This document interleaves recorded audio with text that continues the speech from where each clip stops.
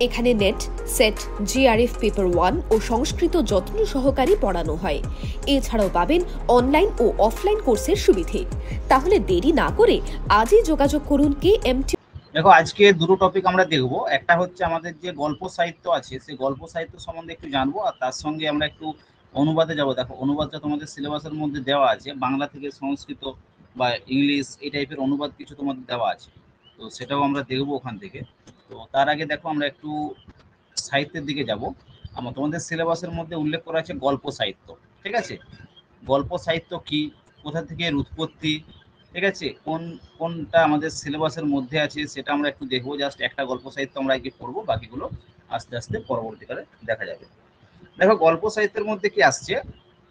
গল্প সাহিত্যে তোমাদের যে সিলেবাসটা আছে, তোমাদেরকে পঞ্চতন্ত্র পড়তে হবে, হিতোপদেশ পড়তে হবে, বেতাল পঞ্চবিংশতি, শুক সপ্ততি। গল্প সাহিত্যের ইতিহাসে যে জায়গাগুলো আছে সেগুলো তোমাদেরকে ক্লিয়ার করতে হয়। দেখো, গল্প সাহিত্য যে এই গল্প সাহিত্য কোথা থেকে এলো বা এর উৎপত্তিটা কোথায়, সেই সম্বন্ধে আমরা দেখবো আর কি। দেখো, এখানে প্রথমে বলেছে বাক্যং রসাত্মকং কাব্যম। ভালো করে বুঝে দেখবে, বাক্যং রসাত্মকং কাব্যম, এই যে লক্ষণটা, এটা কার লক্ষণ বলো তো? জানা আছে কারো? বাক্যং রসাত্মকং কাব্যম, এই লক্ষণটা কার? কে বলবে? সাহিত্য শাস্ত্র কার? হ্যাঁ, কে? সাহিত্য দর্পণে দেখাবে, এটা পাবে বাক্যং রসাত্মকং কাব্যম। সাহিত্য দর্পণে যে বিশ্বনাথ আছে, সেই বিশ্বনাথের রচনা হচ্ছে বা কাব্যের লক্ষণ হচ্ছে বাক্যং রসাত্মকং কাব্যম, যে রসাত্মক বাক্যই হচ্ছে কাব্য। ঠিক আছে, বিভিন্ন কাব্য সম্পর্কে যদি আমরা দেখি, এটা কার মত? এটা বিশ্বনাথের মত। বলে দেখো, কাব্য দৃশ্য ও সভ্যভেদে দুই প্রকারের হয়। কাব্য দুই প্রকার, একটা দৃশ্য কাব্য, একটা হচ্ছে সভ্য কাব্য। দৃশ্যতা বা অভিনয়তা সম্পন্ন কাব্য দৃশ্য কাব্য। অভিনয় যেটা, হ্যাঁ, বা অভিনয় যেটা, অভিনয় সম্পন্ন যে কাব্য, তা সম্পন্ন তাকে বলা হচ্ছে দৃশ্য কাব্য।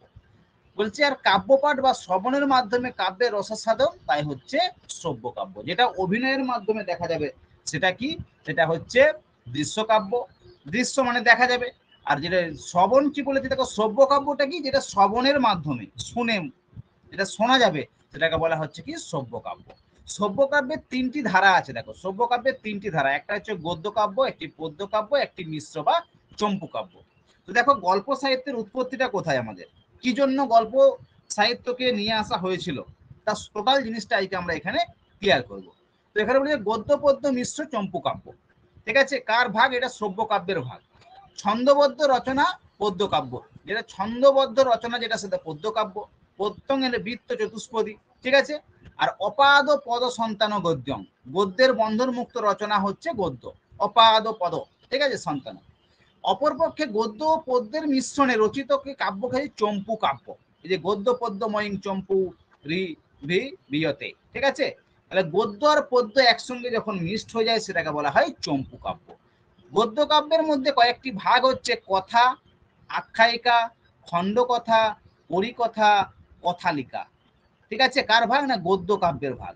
সেই গদ্য কাব্যের মধ্যে গল্প সাহিত্য কার মধ্যে আসছে? খণ্ড কথায়, যে খণ্ড কথা হচ্ছে গল্প সাহিত্য।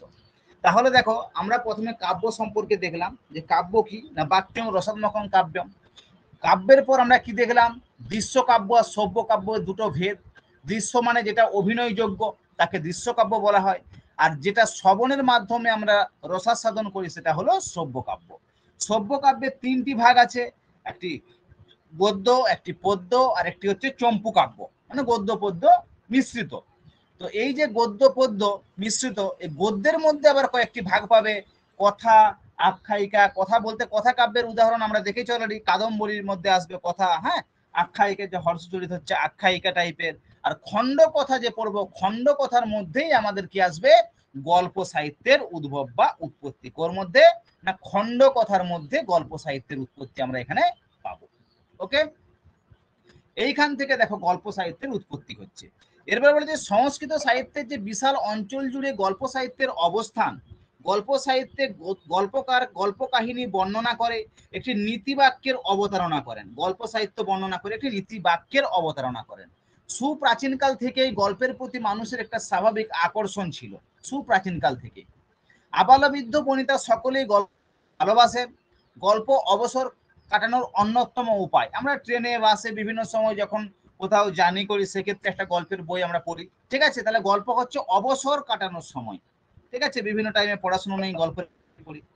কিন্তু ভারাক্রান্ত মনকে শান্ত করার উদ্দেশ্যে মানুষ বন্ধুদের সাথে গল্প করে থাকেন। অনেকে জানে যে ডিপ্রেশনে চলে যাচ্ছে, তো বন্ধু বান্ধবের সঙ্গে যখন সেগুলো শেয়ার করবে তখন কি হবে, তখন তাদের মধ্যে একটা এনার্জি পাবে তারা। সর্বোপরি শিশু মনকে আকৃষ্ট করার লক্ষ্যেও কিন্তু গল্পের প্রয়োজন বা গল্প সাহিত্যের প্রয়োজন। এবারে কি বলছে দেখো, যে গল্প সাহিত্য, গল্পের প্রতি বলেছে মানুষের চিরন্তন আকর্ষণ রয়েছে। মানুষ যেমন গল্প শুনতে ভালোবাসে তেমনি গল্প বলতেও ভালোবাসে। মানুষের এই সহজাত প্রবৃত্তি থেকে গল্প সাহিত্যের সৃষ্টি হয়। গল্প সাহিত্য এই সৃষ্টি যে কত প্রাচীন তা নির্ণয় করা অসম্ভব। এই সৃষ্টি বলছে গল্প বলার ভঙ্গি বৈচিত্র্যে একই গল্প ভিন্ন ভিন্ন যুগে ভিন্ন ভিন্ন করেছে। একই গল্প বিভিন্ন ভাবে যে বলেছে তার ভিন্ন ভিন্ন রূপ কিন্তু ধারণ হয়েছে। যেমন ঋগ্বেদের ভেক সূক্ত প্রথম গল্প সাহিত্যের রূপটি বীজ আকারে দেখতে পাওয়া যায়। তাহলে দেখো প্রথম গল্প সাহিত্যের যে বীজ সেটা কোথায় পাওয়া যায়? ঋগ্বেদ থেকে প্রাপ্ত হয়। ঋগ সূক্ত প্রথম কি হয়, গল্প সাহিত্যের যে বীজ সেই বীজ দেখতে পাওয়া যায়। তারপরে ব্রাহ্মণে উপনিষদে অঙ্কুরিত হয়ে মহাকাব্য পুরাণে পত্র পল্লবে শোভিত হয়ে মনজ্ঞ হয়ে ওঠে। তাহলে প্রথম পাওয়া যায় ঋগ্বেদের ভেক সূক্তে, তারপর ব্রাহ্মণ, তারপরে উপনিষদে অঙ্কুরিত হয়েছে, পরে মহাকাব্য পুরাণ পত্র পল্লবে শোভিত হয়ে যায়। অঙ্কুর থেকে কি হচ্ছে, সে একটা বিরাট মহী রূপে এখানে পরিণত হচ্ছে। বলছে এমনি ভাবে বেদের উক্ত বীজটিও নানাভাবে রূপান্তরিত হয়ে পরবর্তীকালে গল্প সাহিত্য মহীরূপে পরিণত হয়। গল্প সাহিত্যের মুখ্য উদ্দেশ্য কি হলো? গল্পের মাধ্যমে কথার ছলে নীতি শিক্ষা দান করা। দেখো মূল পয়েন্ট হচ্ছে এখানে যে গল্প সাহিত্যের যে আছে, গল্প সাহিত্যের মাধ্যমে, গল্প সাহিত্যের মুখ্য উদ্দেশ্য কি হলো? গল্পের মাধ্যমে কথার ছলে নীতি শিক্ষা দান করা। বৈদিক সাহিত্যের নিবদ্ধ গল্পগুলিতে যে সে বৈশিষ্ট্য দেখ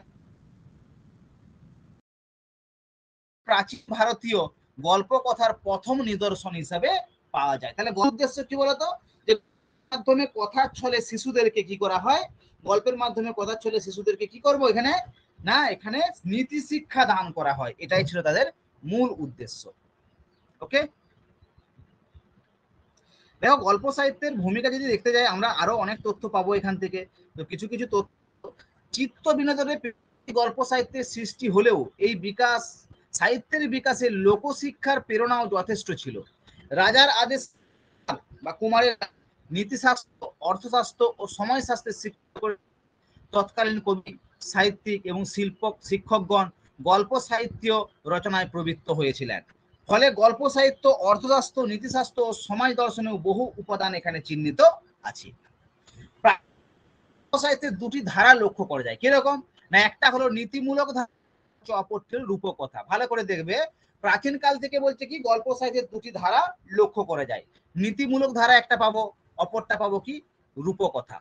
নীতিমূলক গল্পের আবার দুইটি ভাগ আছে। নীতিমূলক গল্পের দুটো ভাগ আছে। কিরকম, একটা ভাগের চরিত্র হচ্ছে মানুষ এবং অন্য একটি ভাগের চরিত্র হচ্ছে পশু পাখি। ভালো করে দেখবে, একটা তাহলে আসছে মানুষ চরিত্র আর অপরদিকে পশু পাখিকে নিয়েও গল্প হয়। উভয় শ্রেণীর গল্পের মধ্যেই নীতিকথা ও তত্ত্বকথার সংমিশ্রণ এখানে পাওয়া যায়।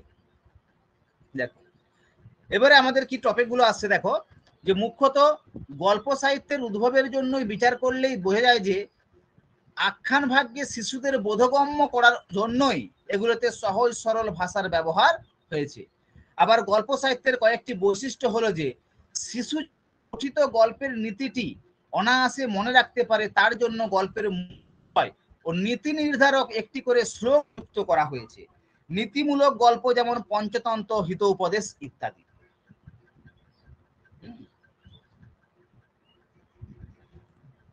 ঠিক আছে, এই ছিল গল্প সাহিত্যের যে মূল উদ্দেশ্য, গল্প রচনার মূল উদ্দেশ্য, এগুলো গল্প সাহিত্যের মূল উদ্দেশ্য নীতি শিক্ষা দান করা। দেখো তোমাদের এত ডিপলি তোমাদের কোশ্চেন বলতে কি হতে পারে, গল্প সাহিত্য কার মধ্যে আসে? গদ্যেরই মধ্যে। গদ্যের 5টা ভাগ আছে, 5টা ভাগের থেকে কি আসছে, হ্যাঁ কথা আসছে, আখ্যায়িকা আসছে, খণ্ড কথা আসছে।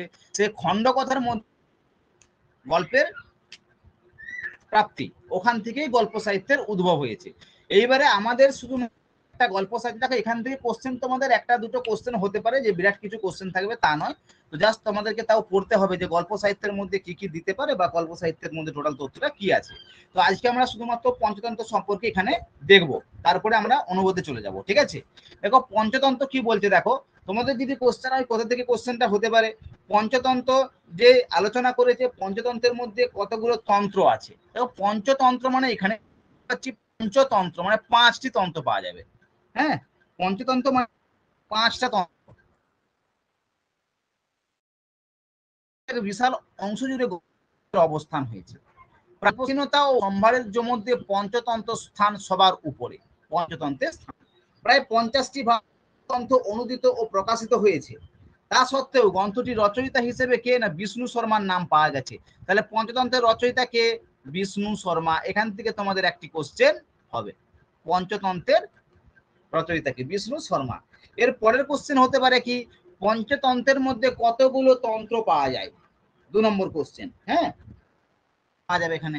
তাহলে দেখো সংস্কৃত এখানে কি বলেছে, এই গ্রন্থেরই কথামুখ অংশে বলা হয়েছে, মানে এই পঞ্চতন্ত্রটা কোথা থেকে পাওয়া বা তার উৎপত্তিটা কিভাবে, দেখো মহিলা রৌপ্যের রাজা অমর শক্তি, মহিলা রৌপ্যের রাজা অমর শক্তির স্বাস্থ্য বিমুখ দুর্বুদ্ধি সম্পন্ন পুত্রদের 6 মাসের মধ্যে নীতিশাস্ত্রজ্ঞ করে তোলার জন্য তৎকালীন শাস্ত্রজ্ঞ পণ্ডিত বিষ্ণু শর্মা এই গ্রন্থখানি রচনা করেন।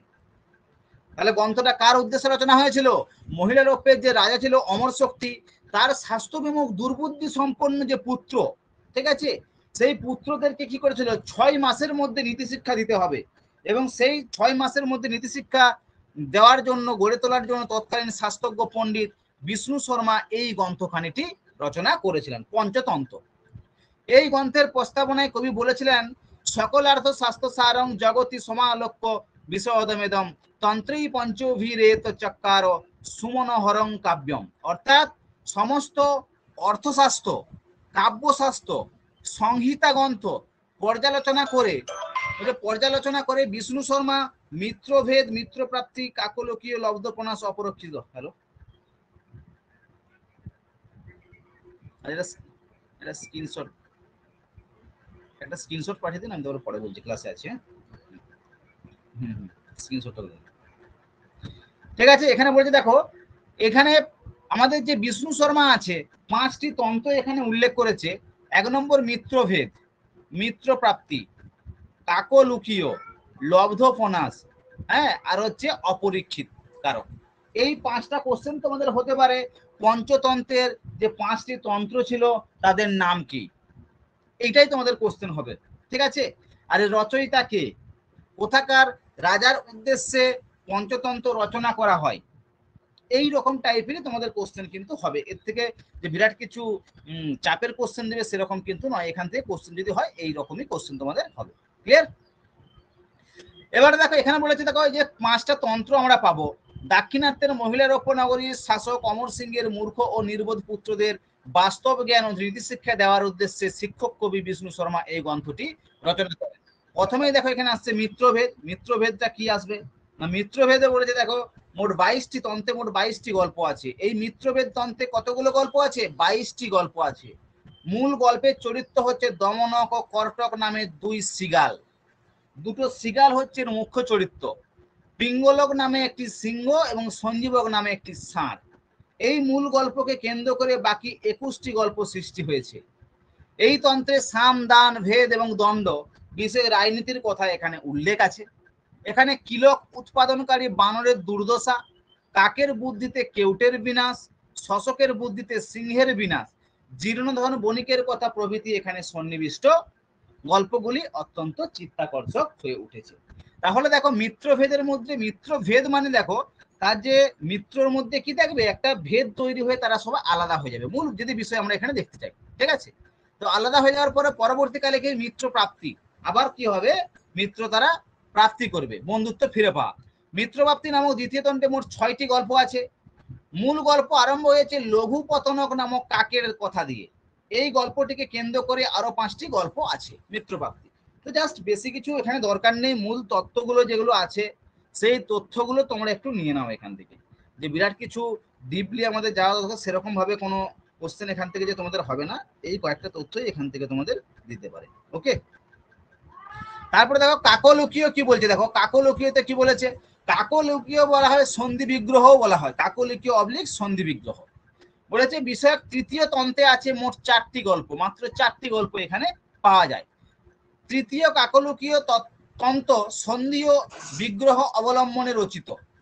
অরিমর্দন নামক পেচক রাজের উৎপাত থেকে মেঘবর্ণ নামক কাকরাজ মুক্তি লাভ করতে এবং সেই সঙ্গে অরিমর্দনকে কিভাবে সমুচিত শিক্ষা দেওয়া যায় তার জন্য যে সন্ধি অর্থাৎ ষট গুণের কোনটিকে আশ্রয় করবে সে সম্পর্কে মন্ত্রীদের মধ্যে পরামর্শ, সেই পরামর্শের মাধ্যমে সৃষ্টি হয়েছে বাকি গল্পগুলি। তাহলে দেখো এই যে গল্প পঞ্চতন্ত্র বিশেষ করে আমাদের কি আসছে পশু পাখির উপর বেস করে এই গল্পটা রচিত। ওকে, এরপরে কি বলছে দেখো লব্ধ প্রণাস। লব্ধ প্রণাসে কি বলছে, এখানে টোটাল 16টি গল্প আছে, আর অপরিচিত কারক যেটা আছে এখানে নামক শেষ তন্ত্রটি 15টি ছোট ছোট গল্পে নিবদ্ধ হয়েছে এখানে। ঠিক আছে, পঞ্চতন্ত্র থেকে তোমরা এটুকুই ভালো করে দেখো, তো এর মধ্যেই তোমরা আশা করি কোশ্চেন পেয়ে যাবে। অ্যাকচুয়ালি কোশ্চেন দিতে পারে রচয়িতাগুলো কে, কটি তন্ত্র আছে, তন্ত্রগুলির নাম কি, কি উদ্দেশ্যে রচনা করা হয়, এই 4-5টা যে বেসিক ধারণা, এই বেসিক ধারণার উপরেই আমাদের কোশ্চেন গুলো এখান থেকে আসে, এর থেকে অতিরিক্ত আর কিছু করে না।